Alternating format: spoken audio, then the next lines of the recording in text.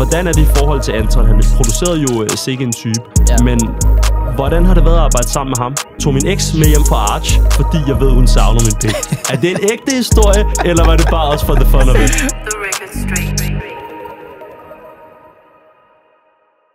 Velkommen til første afsnit af podcasten Setting the Record Straight. Podcasten, hvor jeg interviewer både danske og udenlandske artister. I den her første episode, der har jeg en artist med, som for et halvt år siden var en forholdsvis ukendt rapper, men på det her halve år er gået til at nok være den mest hypede rapper i Danmark. Også en rapper, som jeg tænker rigtig godt om. Udsolgt show i Lille Vega, flere sange på top 50, sange som Sikke en Type, Fejlfri, Check. Velkommen til, Zulu. Tak, bro. Altså, nu nævner jeg alle de her ting, jeg lige siger her. Yeah. Altså, undskyld mit sprog, er der lige sket? Altså sådan, hvad er der sket? Bro, jeg ved det ikke engang, ærligt. Jeg startede bare ud med at lave musik, stille og roligt på mit værelse, og sammen med nogle venner i deres kælder og sådan noget der. Så boom, lige pludselig kom op med Molly, og så bam, tog det fart. Okay, ja, fordi jeg tror, at det er måske cirka et år siden, at du begyndte at følge mig, og jeg fulgte med i dine ting også. Ja, det kan godt passe. Fordi at jeg lyttede til nogle af dine sange og så videre, og så lige pludselig så er det som om, okay, nu kender alle dig bare. Altså, hvad var det, der helt præcis, prøv at forklare folk, hvad var det helt præcis, der skete med Molly, siden den poppede så hårdt off? Strategi, bror. Jeg lagde en plan sammen med nogle af mine drenge om, at 2024, der skulle vi tage fart, forstår du, hvad jeg mener? Ja. Og så har jeg fået meget inspiration fra Central C, for eksempel. Han har været god til at bruge sociale medier til at take off. Så bam, åbner bare TikTok, og så tvinger jeg bare mig selv til at lave nogle TikToks om dagen. Forstår du, hvad jeg mener? Så jeg havde en masse content at post. Okay. Og så bro. Så prøv at forklare folk, for det synes jeg faktisk er lidt interessant. Prøv at forklare folk, hvad præcis det var, altså sådan du gjorde, når du siger sådan strategi og sådan noget. Prøv at forklare lidt mere i detaljer, hvad det var. Bro, lad os sige, nu jeg kan forklare situationen sådan helt præcis. Okay. Jeg sad og FaceTime med min bror H.C., ikke? Ja. Så bare snakker om, boom, vi vil gerne ramme den i år. Okay. Så så tog vi inspiration lidt herfra, Central C for eksempel, og nogle andre musikere, og så noget, vi har lært i skolen for eksempel, i forhold til markedsføring og så videre. Ja. Og så brainstormede vi bare det hele ned, og så fik vi narrowed it down til nogle specifikke punkter, om at, okay, TikTok fungerer fuldstændig, og så måske nogle celebrity placements, eller whatever, og så netværk, og så videre, ikke? Og så har vi bare gået efter den plan, og så virkede det. Ja, fordi nu siger du celebrity placements, altså, var det ikke noget med, at der var noget med Jesper Buch? Jo. Prøv at forklare, for du har jo den her bar, hvor du siger Just Eat som Jesper, som er selvfølgelig Just Eat var startet af Jesper Buch, som man senere solgte videre. Ja. Hvad var det, der skete lige præcis med ham og det? Det var fucking sjovt. Det var tilfældigvis, så udgav jeg den på hans fødselsdag. Nå. Og det havde jeg ingen idé om, faktisk. Jeg udgav den bare to dage efter min, ikke? Men så var det hans fødselsdag, og så var det en perfekt mulighed for, at min bror Wavy Baby, han tagger ham, altså Jesper Buch tagger ham i en story, han lægger op af sangen. Og så Jesper Buch, han reposter den, så forstår jeg, hvad jeg mener? Okay. Og så, så det bare godt ud jo, ikke? Og så har han gjort det lidt flere gange, faktisk. Jeg tror 2-3 gange, eller sådan noget der. Okay. Hvor han har repostet det. Så det var den første den store ting. Ja. Nummer 2, husker jeg ret, hvis det var noget med Søndergaard, nummer 2 ting, hvor det sådan virkelig skete noget? Eller er det forkert? Det har nok været Søndergaard, ja. Okay. For han spillede den på sin stream, ikke? Ja. Og så skete der noget, ligesom derfra, ikke? Og det har været i november. Er det rigtigt? November, eller var det oktober? Det kan sagtens have været i november, tror jeg. Jeg føler, det var det omkring i hvert fald. Ja. Okay. Men hvis vi går lidt videre, så for en uge siden, der spillede du i Lille Vega, udsolgt, som jeg sagde i introen. Jeg kunne bare godt tænke mig at spørge dig, altså, hvordan var det for dig? Bro, det var en drøm gået i opfyldelse, kan man sige, ikke?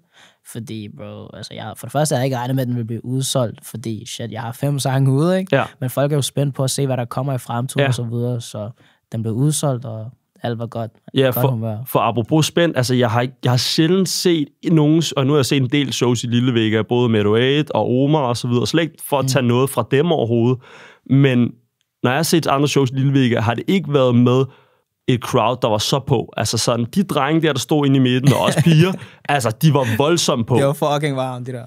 Altså, hvor jeg tænkte, altså, hvis du havde haft nogle flere uger inden da, så var, efter der blev udsolgt i Lille Vega, så kunne du snilt have solgt store Vega ud, jo. Ja. Altså, det var det, jeg tænkte i hvert fald. Men fedt. Altså, hvad var den bedste del af koncerten for dig? Hvad vil du huske tilbage på? Der må jeg nok sige... Det kan ikke være at spille Sikke en type, fordi det var i Forum. Der var det fedeste. Okay, så jeg vil nok sige... Bare det der med at vise folk ny musik og se, hvordan de tager imod det. Forstår du, hvad jeg mener? Ja. Fordi de tog rimelig godt imod det hele, føler jeg. De tog ikke rimelig godt imod det, bro. Altså, de tog sindssygt godt imod det, hvor jeg var sådan lidt, bro, altså folk... Jo, nogle af sangene har du teaset, ikke? Jo. Men jeg føler også, nogle af dem, som jeg i hvert fald... Det kan godt være, det er mig, der er galt på det, men nogle af de sange, jeg i hvert fald ikke har hørt før, var sådan, okay, dem går folk stadig amok til. Ja. Altså, så det var som om, at lige meget hvad du spillede, så fanger folk. Hvordan føles det at være, apropos inde i det her flow lige nu, hvor lige meget hvad du gør nærmest, så lykkes det? Hvordan føles det at være inde i det flow? Det føles fedt på en eller anden måde, men der er også sådan... Der er et lille pres, ikke? En lille pres på, at man skal levere, men jeg føler sagtens, jeg kan levere, forstår du, hvad jeg mener? Så det der pres, det er der, men du ved... Men jeg kan godt forstå, hvad du mener, for jeg sidder jo lidt og kigger med som en, der sådan virkelig sådan, hvad skal man sige, hæpper på dig, fordi jeg ligesom også så lidt dine tidlige ting. Så jeg kan nogle gange blive bekymret, nej, please nu ikke udgive en sang, hvor man tænker, fuck, altså var det bare de her sange? Ja. Altså kan du også godt selv tænke det nogle gange, var det bare kun de her sange, jeg ligesom havde, eller kan jeg mere end det? Har du selv den usikkerhed, eller hvad tænker du? Nej, ikke rigtigt to be fair, fordi jeg har det sådan der, jeg laver meget musik, som jeg godt selv kan lide at høre, forstår du, hvad jeg mener? Ja. Så jeg føler, at jeg altid lever op til min egen standard, forstår du, hvad jeg mener? Okay. Og det har jeg bare altid prøvet at gøre, fordi det har virket indtil videre, forstår du, hvad jeg mener? Det er rigtigt. Så jeg prøver bare at holde mig til det, og så se, hvordan folk tager det, og selvfølgelig kommer der altid til at være hate, forstår du? Men der er rigtig meget positivt lige nu, så det er jeg i det mindste glad for, ikke? Jeg kommer til at spørge dig lidt om industrien senere hen, men føler du, at der er nogen i industrien, der måske har, føler du, at er du meget opmærksom på ikke at blive for påvirket af andre i industrien? Altså andre stil, eller hvad andre tænker om, hvad du skal gøre, eller lignende. Er du opmærksom på det, eller er det ikke noget, du sådan har tænkt over? Nej, men jeg tænker ikke rigtig over det, fordi jeg føler, at jeg gør meget min egen ting. Kan du følge mig? Det er sådan, jeg vil ikke for eksempel gå hen, ikke for at Hans Philip, kæmpe skud til ham, for han er fucking dygtig. Men jeg vil ikke, for eksempel, hvis han spurgte mig, om jeg ville hoppe på et track, så vil jeg ikke gå den retning, så vil jeg hellere have, at han skulle hoppe i min retning, fordi for eksempel, han har været længere tid i gamet, og så vil det give mere mening, at han hopper i min retning, også fordi min lyd, den er sådan nyere i spillet, kan du følge mig? Så det vil give mere mening, så jeg prøver meget at holde mig til... Eller at i virkeligheden finder tilbage sådan noget af det, som han har også lavet, som er mere på, som passer mere til din vibe, ikke? Ja. Altså, fordi den ting, han er i nu solo, altså hans solo-ting er meget forskellige fra ukendt kunstner-ting, ikke? Ja. Så jeg føler egentlig, I kunne ret godt finde noget, I begge to vil fungere rigtig godt på. Ja. Okay. Nu kom Casey og Lamine ikke ud, desværre, men Tor Farlov er med på scenen. Yes, sir. Og du kan godt tænke mig at høre om, hvad betød det for dig, at han kom? Bro, kæmpe kærlighed, mand. Det er teknisk set min storebror. Forstår du, hvad jeg mener? Han er fucking flink, mand. That's bro. Han er nemlig virkelig flink, for jeg har også mødt Thor flere gange, og trods alt, at jeg har haft nogle lidt grimme ting at sige om mange ting i dansk musik og sådan nogle ting, så har han altid været sådan, det er fucking sjovt, det du laver. Altid været virkelig, virkelig flink. Også jeg mødte ham også til koncerten, faktisk efter han har været på. Så virkelig, virkelig, virkelig flink. I har en sang, der kommer ud på et tidspunkt. Ja. Kan du sige noget om, hvornår den kommer ud, eller er det tys? Jeg kan ikke sige noget indtil videre, men vi kan godt regne med i år i hvert fald. Okay. Helt sikkert. Fedt. Okay. Hvis vi går lidt videre og snakker sådan din stil generelt. Altså for mig har du en ret unik stil i Danmark. Og det er en stil, som jeg ikke rigtig har hørt før, og som jeg i hvert fald var sådan, yes, som jeg også har sagt, da jeg anmeldte koncerten, endelig en stil og noget, som jeg kan relatere til i Danmark, som jeg ikke synes, der er så meget af. Men det er også en stil, som der er mange føler er blevet sådan sammenlignet lidt med. Gunna er blevet nævnt en del gange. Altså føler du overhovedet, du kan sammenlignes med Gunna, eller er du træt af den sammenligning der? Altså, jeg tager det 100% som en kompliment. Okay. Og så mener Gunna, han er 100% en af mine favorite artists at the moment. Det tror jeg også helt sådan, han vil være. Så du ved, jeg tager det meget som en kompliment, du ved. Okay. Det er ikke engang noget, jeg vil blive træt af overhovedet, faktisk. Men er han også den, der er din største inspiration i forhold til både rap-stil og måske også de beats, du vælger at rappe på? Jeg vil sige, i forhold til Fejlfri, der var han 100%. Okay. Det er et Gunna-type beat, forstår du, hvad jeg mener? Men jeg vil sige, min største inspiration, det er nok Speaker Knuckles, hvis du kender ham. Han selvfølgelig kender Speaker Knuckles. Forstår du, hvad jeg mener? Kæmpe legende. Til folk, der ikke kender Speaker Knuckles, så var han rigtig, rigtig stor i omkring 2014, da han døde af hvad de fleste siger, en lean-overdosis i sin garage. Men han er en, som man siger, har født mange sådan Lil Uzi, og mange af de der, har født rigtig mange, og fordi han både selv kunne producere, og også rappede sindssygt godt. Han har lavet den sang, der hedder Lonely. Ja. Det var lille, så alle er med på, hvem det er, ikke? Men okay, fedt, du siger Speakerknockers. Hvad er det ved ham, du så godt kan lide? Bro, det er bare den måde, jeg føler, han startede autotune-waven på. Forstår du, hvad jeg mener? Jeg føler, han er the godfather af det. Forstår du, hvad jeg mener? Ja. Og så er det også bare, bro. Dengang, så var han den mest stilede. Forstår du, hvad jeg mener? Sådan der, i forhold til stil og swag, og den måde, han rapper på. Forstår du, hvad jeg mener? Der var sådan lidt arrogance over det, men på en fed måde. Forstår du? Men, ja, han er lidt...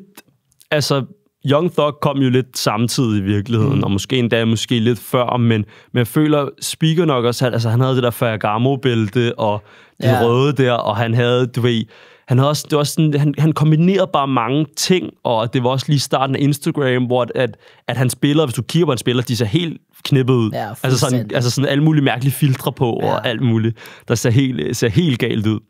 Men okay, Speakerknockers var den største inspiration. Ja.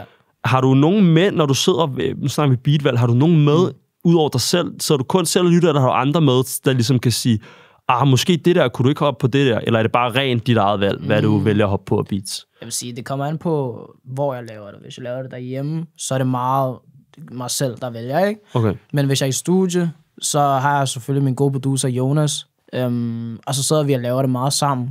For eksempel Check. Der sad jeg trykker ikke på nogen knapper, forstår du? Det skal jeg ikke bevæge mig ud i. Men du ved, så kan jeg måske lige co-produce på en eller anden måde, ikke? Ja, okay. Og sige, hvilken retning det skal være i, og hvor snæren skal ligge, og så videre, ikke? Okay, fedt. Så det benytter jeg mig meget af. Og Jonas, han er meget god til at samarbejde, forstår du? Ja, okay. Men jeg mødte Jonas til koncerten der, og jeg fik lige snakket med ham. Super flink fyr. Er han den producer, du har nyt at arbejde mest sammen med? Eller hvem har du nyt mest at arbejde sammen med? Den er svær. Jeg vil sige, mig og Jonas, vi har lavet fucking mange bangers. Så ja, han må nok være number one. Men så er der også, Rob og Jenne. Shit, man, er du sindssyg, bro. De er fucking fede at arbejde sammen med. Hvad er der fedt ved at arbejde sammen med dem? Jeg føler bare, at de har en kemi, en sindssyg kemi, når man bare kommer ind i studiet, for så der mener god energi. Og de er også nemme, og du ved, hvis jeg siger, okay, vi skal i den her retning, så er de gode til at gøre det, og så lægge deres eget syge twist på det. Forstår du, hvad jeg mener? Okay. Men så til gengæld er Anton også fucking sindssyg. Forstår du, hvad jeg mener? Ham skal også til at spørge om. Ja, Anton han er også fucking voldelig. Altså, han kukker bare derudad. Forstår du, hvad jeg mener? Vi har også nogle ting liggende. Så Anton han er bare sindssygt produktiv på egen hånd, eller hvad? Eller hvordan skal man forstå det? Ja, altså, du ved, der behøver jeg ikke engang at sige noget, så kukker han bare et beat, og så er det bare sådan, bam, så er det der, ikke? Og så kan man bare lægge på det, og så ja. Okay, sindssygt. Fordi apropos, du har jo den her linje på fejlfri, hvor du siger rent trabajo, eller hvordan man nu lige siger det. Jeg kokser sikkert fuldstændig, når jeg siger det. Men så siger du, bag gardinerne arbejder mere indianer. Altså, hvordan er det i forhold til Anton? Han producerede jo sikkert en type, som du har med Lamin. Ja. Men hvordan har det været at arbejde sammen med ham? Det har været fucking fedt. Altså, han er fucking flink dude. Og så er han også bare rigtig, rigtig produktiv, føler jeg, når vi er i studiet. Han er dygtig. Okay, helt sikkert. Det næste segment, vi skal til, det er apropos produktioner og dine sange, skal vi til et segment, hvor vi skal kigge lidt på dine bars. Yes, det gør jeg som regel på TikTok, når jeg anmelder, så det skal vi selvfølgelig også her. Og vi skal kigge på nogle bars, og til stamme skal vi ind på noget, hvor vi skal kigge lidt på, om du kapper eller ej, i nogle af de ting, du siger. Fordi at du har et par linjer på flere af dine sange, hvor blandt andet vi har på Molly. Yeah. Du siger, hun spørger mig, hvorfor jeg halter, sagde til en baby, der er packs i mine jeans. Du har også på Sikke en type, min bror har en plade, og det er ikke en vinyl. Yeah. Og alle ved, jeg tror godt, alle ved, hvad det er, du snakker om der. Yeah, men det er blevet til at spørge dig om. Altså, kommer du fra det der liv? Altså, er du about that life? Eller er det bare for ligesom underholdnings skyld, når du siger de ting? Ja. Jeg vil ikke sige, forstår du, at jeg selv super meget har været inde i det. Nej. På den måde. Men jeg har vokset op rundt omkring det, forstår du, hvad jeg mener? Så du er i virkeligheden mere på den ting, som Gilly har været på, mere at fortælle, være omkring det og fortælle om det, end selv at være i det? Ja. Okay. Jeg har aldrig fundet det interessant på den måde. Forstår du, hvad jeg mener? Jeg vil hellere på en måde blive en... Forstår du? Sådan en legal boss, forstår du, hvad jeg mener? Og så klare det på den måde. Men hvad tror du, der afholdt dig for at gøre det og gå den vej? Jeg tror, big time, det var min mor faktisk. Jeg har en god mor. som hæver mig i den rette retning, ikke? Okay. Og så jeg skal blive ved. Også hvis du nu snakkede vi lige om, inden at du dropper ud af gym på et tidspunkt, så kommer man jo også til et punkt, hvor at det bliver mere tiltalende, hvis man føler sig lidt lost i livet, ikke? Det. Men okay, fair nok. Vi tager lige to til. Og de er lidt i en sjovere ende, okay? Så du har igen på zoologi, hvor du siger, tog min eks med hjem fra Arch, fordi jeg ved, hun savner min pik. Er det en ægte historie, eller var det bare også for the fun of it? Nej, bror, det er ægte. Okay. Det er ægte. Prøv at fortæl mig lidt om den aften der. Kan du lige lægge historien? Okay, jeg kan godt lige give en kort story time. Okay, fint nok. Jeg var i byen, på en anden klub faktisk, forstår du? Jeg var ikke selv på Arch. Nej, okay. Så mødte jeg hende bare outside, forstår du, hvad jeg mener? Så så gik det den retning, og så var det bare hjem til mig, og så hyggen. Jeg havde også savnet hende dengang, forstår du, hvad jeg mener? Så der var meget det der. Prøv, hvis du vil, så prøv at fortælle mig lidt om, hvilken betydning havde hun for dig, din eks der? Hun betød fucking meget for mig, men jeg havde lucky været svin, forstår du? Så... Hvordan svin? Det kan jeg ikke dybt med, forstår du, det forstår jeg godt. Men black men don't cheat, lad mig sige det sådan. Black men don't cheat. Okay, jeg forstår godt, hvad du mener. Okay, fair nok. Så en sådan sidste af de her linjer, inden vi hopper lidt videre. Du har en linje på Molly, hvor du netop kalder min white girl for Emma, fordi hun elsker at tage Molly. Er der nogen, der hedder Emma? Eller er det bare... Nej, men se, det der med den der bare, ikke? Det er meget det der. Det handler ikke om en gal, der hedder Emma, forstår du, hvad jeg mener? Nej, jeg ved godt, hvad du mener med det, men... Men ja, altså, der har aldrig været, der er ikke nogen gal, der hedder Emma, som gør det. Men der har været en anden white gal, som har gjort det, ikke? Okay, fair nok. Okay, så derfor så kom den bar der. Præcis. Den bar der. Ja. Hvad med den aften? Kan du fortælle lidt om den aften der? Bro, Halloween party, jeg tror det var 2020 eller 2019, forstår du? Vi var bare niggas i en fucking... der var nogle af mine shababs, der havde noget, der hedder Source Records, ikke? Ja. De havde et fucking mansion ude i Rødovre. Eller ikke et mansion, men et stort hus, som de var 4 drenge, der havde købt sammen, ikke? Og bro, jeg tror, vi var fucking mindst 70 i den der crib, ikke? Og så, bro, folk var på de sygeste ting, forstår du? Jeg tager ikke noget personligt, you know what I'm saying? Men jeg var drunk as hell. Det var sådan noget, jeg hoppede noget for taget og sådan noget der, bro. Men ja, så var der bare folk, der tog Molly her og der, you know what I'm saying? Og så var det bare det. Ja, sådan er det jo. Så det kender også nogle gange, når man kommer i byen, så møder man folk, der tager det ene, tager det andet. Du ved, gør de der ting. Jeg prøver selv bare at være meget sådan, eller det gør jeg. Jeg er selv meget, meget sådan lidt, det skal jeg ikke have noget af, det der. Ja, det. Noget af alt det, folk gør. Men fair nok. Det lyder som en god aften. Har du selv en favorit af dine sange, hvis du nu vælger både en released og en unreleased? Er min released, der vil jeg sige enten Molly eller Check. Hvorfor? Fordi Check, det er bare en vibe, forstår du? Jeg kan høre den i enhver setting, you feel me? Hvis jeg skal turn up, eller hvis jeg er sammen med en band, forstår du, hvad jeg mener? Eller shit, hvis jeg skal gøre mig klar, forstår du, et eller andet, forstår du? Men Molly, jeg har en speciel kærlighed til Molly. Især fordi jeg havde lavet den lige efter Hottest in the City. Ja. Og så havde jeg slet ikke regnet med, at den ville klare så godt. Sådan, jeg kunne personligt godt lide den, men jeg prøvede at sige til mig, jeg fucker ikke rigtig med den, men hvad synes I om den? Bare lige for at høre deres take, ikke? Og de er alle sammen fucket heavy med den, og sagde, så ja, bror, jeg har en speciel kærlighed til Molly. Okay, helt sikkert. Det var også den, der ligesom startede det hele, hvis man kan sige det, ikke? Så det er også klart, at den altid vil have en speciel plads. Nu nævnte du også, hvad skal man sige... Nu nævnte du netop de her sange her, Hottest in the City også. For mig, da jeg lyttede til dine sange første gang, så var jeg sådan der, jeg synes, der er en ret stor niveauforskel, fordi nu sidder vi og laver et interview, men jeg er også musikanmelder. Yeah. Så jeg synes, der er en ret stor niveauforskel på Hottest in the City og zoologi, og så til de nyere sange. Ja, 100%. Hvad føler du, der skete der på det tidspunkt? Altså, hvad var det, der klikkede, til du kunne tage det til det der næste niveau?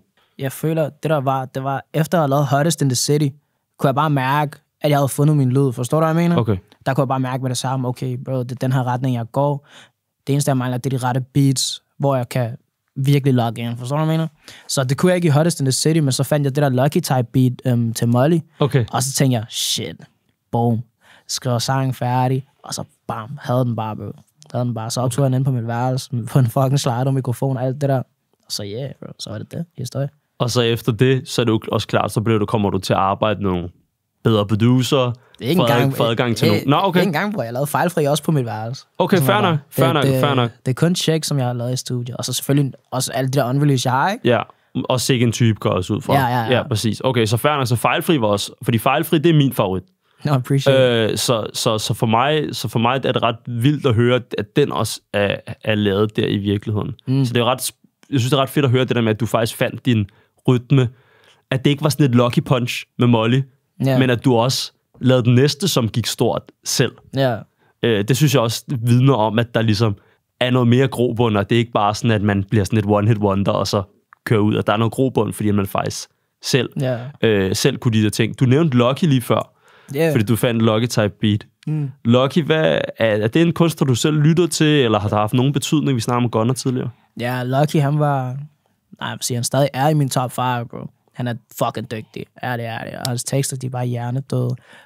Men han rapper dybe tekster med den her helt slumped lyd. Forstår du, hvad jeg mener? Der er et eller andet over det, som er fuldstændig tiltrækkende til den, ikke? Så. Nu siger du dybe tekster. Fordi i dit interview med Nomi og Loke, der siger du, at dine private sange, apropos dybe, er meget private. Altså, at dine dybe sange, de forholder sig i det private, og de skal ikke ud. Hvorfor skal de ikke det? Altså, de skal ud på et tidspunkt, forstår du, hvad jeg mener? Jeg begynder også stille og roligt at åbne mere og mere op på musik, men bro, de der sange, det er meget sådan, forstår du, så er det i forhold til, at jeg har været igennem et eller andet bullshit, og så kan det også komme til Banats bror, og du ved, alt muligt, ikke? Så det er en del af mig, som jeg ikke er klar til at give til verden endnu. Okay, fair nok. Men du kan ikke sige noget om, hvornår du kommer dertil, eller hvor lang tid det går, før du kommer dertil, tror du? Nej, det tror jeg ikke. Jeg tror bare, det kommer, når det kommer. Kan du følge mig? Det begynder lige så stille. For eksempel, forleden dag lavede jeg en love song, for sådan hvad jeg mener. Okay. Men det er meget sådan, og den er også fucking ægte, fordi det er sådan toxic love. Okay. For jeg mener, det var jeg ude i for ikke syg lang tid siden. Okay, så er du på det future shit der? Ja, low-key, bro. Low-key. Okay. Future, eller måske også lidt Usher, eller hvor ligger vi? Ja, det er sådan en blanding af to, af de begge to, faktisk. Okay, fair nok. Det er fucking fedt track i hvert fald, synes jeg. Fair nok. Har du et navn til tracket nu? Nej, slet ikke, bro. Slet ikke? Det er ikke noget, du har tænkt over? Da demoen kom, så kaldte vi den bare for altid. Forstår du, hvad jeg mener? Men shit, jeg tror ikke, den skal hedde det. Okay, fair nok. En anden ting omkring dine sange, som jeg har lagt mærke til, de er meget korte. Ja. Er der en bestemt strategi bag det, eller er det tilfældigt? I starten var det bare tilfældigt, ærligt, fordi jeg tror, det var meget det der med, at jeg selv blev træt af at høre for meget af mig selv, forstår du, hvad jeg mener? Okay. Og jeg kan heller ikke lide at høre lange sange selv, med mindre del af noget, hvor jeg fucking sidder helt locked in i en eller anden fucking lyrical miracle sang, forstår du, hvad jeg mener? Men, og så er der også meget det der med, at folks attention span, den er fucking kort. Så jeg føler, det var perfekt med Molly, som du ved, den der skulle tage fart, fordi den er kort, og det er sådan, det fanger folk på en eller anden måde. Jeg skulle også lige til at sige det, jeg skulle lige til at spørge dig, er du selv en del af, har den der fuld brain rot hjerne? Ja, der er bare fuldstændig. Okay. Men hjernen er kogt fra. Du kan ikke koncentrere dig heller? Nej, bro, overhovedet ikke. Er det noget, du har fået diagnostiseret nogensinde? ADHD, eller du har slet ikke? Nej. Nej, jeg tror, jeg er selv diagnoseret. Okay. Forstår du mig, men jeg tager ikke at tage den til lægen og få det at vide. Nej. Fordi du ved, så lige pludselig skal jeg på Ritalin og sådan noget der. Ikke fordi man behøver at tage Nej. Men altså, for mig selv, altså, jeg har ikke ADHD, men min, altså, jeg startede med TikTok og var sådan der, jeg skal bare poste, og når jeg poster, skal jeg ud af dem igen. Det kan man jo ikke holde. Altså, min hjerne er også kogt nu. Jeg tænkte bare, nu skal jeg bare lave nogle videoer, det skal være det, så skal jeg ud, og så skal jeg se en film, eller whatever, lidt længere ting, eller læse en bog, eller et eller andet. Men min hjerne er også kogt nu. Så sådan, jeg føler lige meget prøve at undgå det, hvis man er i sådan et underholdningsbranche, som vi begge to på en måde er, så er det sådan, man kan næsten ikke undgå, at ens sådan, attention span bare bliver fuldstændig ødelagt. Også fordi man skal tænke rigtig meget i det. Ja. Når jeg laver mine TikTok-videoer, skal jeg tænke, okay, der skal være et hook, så der får fanget folk ind. Og det samme føler jeg også med sange nu. Folk det går rigtig hurtigt, også for mig selv kan jeg mærke, før man tænker, fuck det, videre, skip. Men det er rigtigt. Tænker du i de baner, når du laver en sang? Okay. Det vil jeg sige, det gør jeg. Ikke lige i forhold til, at den skal være, du var super på fra starten. Men jo, faktisk. Normalt så, jeg plejer at starte min sang ud med vers først, ret ofte. Okay. Fordi det synes jeg bare giver fucking god mening. Ellers så skal man have et helt igennem stærkt hook til at starte ud med, og beatet skal drop perfekt, og sådan noget der i starten, hvis man starter ud med hook, du ved. Så det er meget fedt for mig at starte ud med vers, hvor jeg kan flow differently, forstår du, hvad jeg mener? Ja, okay. Og som skal flow måske halvvejs igennem, eller et eller andet, og lave et eller andet hjernedødt der, som vers, i stedet for, at du ved, det skal være et hook, den starter ud med, som folk bliver fanget af. Fordi det er fedt, at de bliver fanget af vers og flows og bars til at starte med, hvor de tænker, fuck skal der her? I stedet for bare at komme ind i hook-viben, og så der kommer et eller andet vers bagefter. Også hvis man kan lægge et vers, hvor man har nogle bars på, der lige for eksempel Just Eat som Jesper, eller du har et eller andet, som der lige fanger folks opmærksomhed, der er meget sådan specifikt. Ja. Fordi apropos brainrot-hjerner, så synes jeg næsten, at nogle sange, og det kan også være lidt farligt, at det bliver sådan TikTok-musik nogle gange, hvor det bliver meget sådan, okay, at man nærmest helt strategisk føler, at folk tænker, okay, jeg skal have lige den her med, fordi hvis den der bare er der, eller det her er der, så vil det poppe off på TikTok.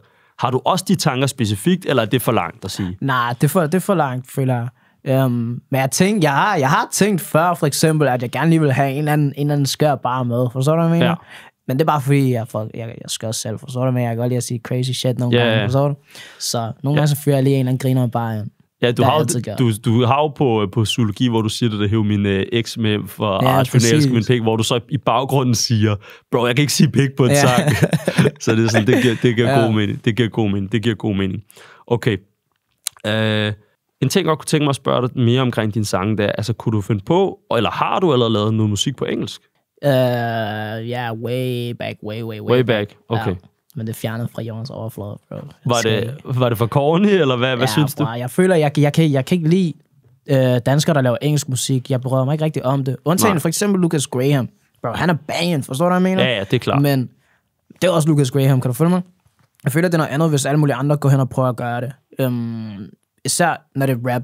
Fordi jeg føler, det er noget helt andet. Sådan, og det fanger bare slet ikke folk på samme måde i DK, som dansk rap gør. Især nu her, fordi dansk rap, det er blevet en dansk ting, kan du følge mig? Det er ikke fordi, at alle danskere, de går ud og lytter til for eksempel Young Thug og sådan noget der. Forstår du, hvad jeg mener? Især ikke de der gal, forstår du, hvad jeg mener? Pigerne, de lytter til fucking...